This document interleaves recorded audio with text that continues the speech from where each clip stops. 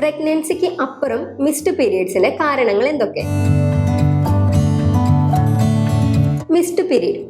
ഈ മാസം പീരീഡ്സ് ആയില്ല, അല്ലെങ്കിൽ 2-3 മാസമായിട്ട് പീരീഡ്സ് ആയിട്ടില്ല ഡോക്ടറെ എന്ന് പറഞ്ഞ് നമുക്ക് ഒരുപാട് കോൾസ് വരാറുണ്ട്.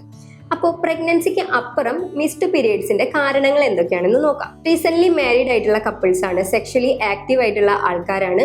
പീരീഡ്സ് ആയിട്ടില്ല എങ്കിൽ ഒരു 1 വീക്ക് വരെ നമുക്ക് വെയിറ്റ് ചെയ്യാം. അതിനുശേഷം കാർഡ് ടെസ്റ്റ് ഉപയോഗിച്ച് പ്രഗ്നന്റ് ആണോ എന്ന് ഉറപ്പുവരുത്താം. ഇനി പ്രഗ്നന്റ് അല്ല എങ്കിൽ മിസ്ഡ് പീരീഡിന്റെ മെയിൻ ഒരു റീസൺ PCOS ആണ്, അഥവാ പോളിസിസ്റ്റിക് ഒവേറിയൻ സിൻഡ്രോം.